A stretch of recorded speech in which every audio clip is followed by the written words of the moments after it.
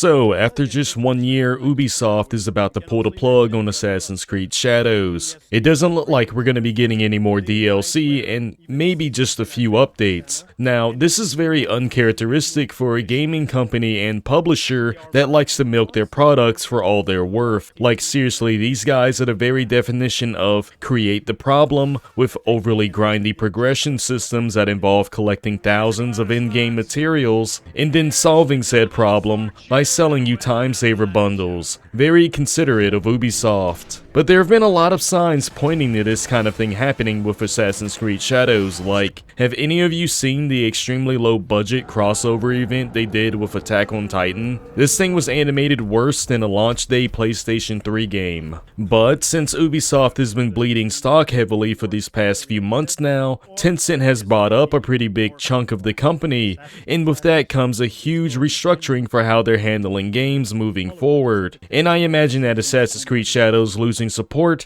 is also part of that new plan of theirs. I mean, it seems like Ubisoft has adopted a pretty strict let's cut our losses and keep it truckin' philosophy lately. What with not only Prince of Persia remake getting thrown out of the window, but also the rumored Assassin's Creed Shadows multiplayer mode also getting scrapped. Now they have dedicated studios catering to working on each of their flagship game IPs. But one thing remains to be seen is whether all of this is pointing to Ubisoft cleaning up their act, or if they're just ascending to Super Saiyan Greed Level 2. I for one am pretty excited to see what Ubisoft can cook up moving forward. For years now, I honestly just haven't cared about Ubisoft at all. Every single one of their games has become an RPG with damage sponge health bars. It's crept into the Far Cry series, basically turning every firefight into a chore unless you have armor-piercing rounds or, well, you aim straight for the head like you're shooting zombies in Resident Evil. That kind of sponginess I expect from the Division series, because the entire point of that game is to get better gear and weapons, but why did you put it in Assassin's Creed as well? The literal main feature of the game, which is assassinating people, stopped being a guaranteed kill just because the other guy is like one level higher than you. Now, I remember playing the original Assassin's Creed games and yeah, it was pretty easy to spam deflect your way to a win. So I understand wanting to find ways to make that formula more challenging, but like, at what cost? Assassin's Creed went from being fairly immersive games with fairly grounded combat systems to,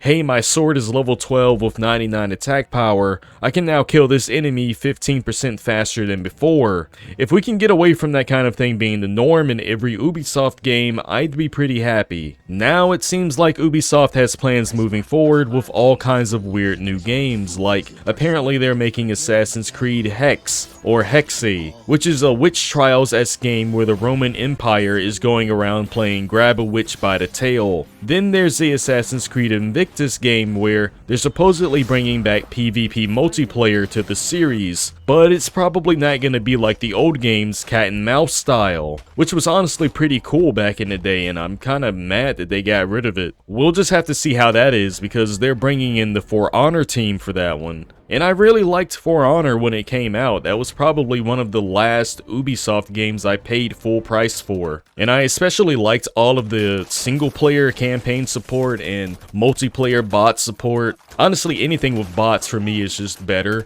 I'm the kind of guy that appreciates being able to use all of my cheap and overpowered moves on bots without remorse, instead of doing it to humans and then feeling pretty bad about it afterwards. And obviously there's still the Assassin's Creed Black Flag Remake, and I'm just looking at that game like, how do you even remake a PlayStation 4 game? I can still boot that one up on my computer and it looks just as good as many games that come out today. Now granted, Black Flag is still one of the most popular Assassin's Creed games out there. I think it's the one that I've put the most time into actually. I would always try to upgrade my ship because the ship combat was such a huge part of that game. It was also pretty cool unlocking new music for your crew to sing and slowly transforming your ship into some freaking vessel of absolute carnage as you terrorize all the little boats on the sea and rob them from everything they have, stealing their crew and forcing them to work for you. Like, I get why they want to remake it. It was goated for sure, and I barely even played the story at that, but it seemed like there was a lot to dive into. Ubisoft is even advertising their new The Division Resurgence mobile game. It looks pretty decent, almost like they ported a full Division game to the phones. The only real question I have there is, why does it seem like this mobile game has more story and better cutscenes than The Division 1 and 2 combined? Because all I remember from The Division 2 is just a bunch of people standing in one spot and talking all dramatic like. In Resurgence, there's actual animations and people moving and interacting going on in the cutscenes. Like, that's crazy to me. I haven't seen this in the series before. It's truly revolutionary. So I guess we'll see what Ubisoft can pump out from here on. Hopefully they've learned for what's run them into a hole and got their stocks down in Bikini Bottom, or maybe they haven't learned and they'll just keep pushing out more nonsense until they lose everything. Either way, I know one thing for sure. I'm gonna be here playing Resident Evil Requiem. This is RageWatch, and I'm out. Thanks for watching.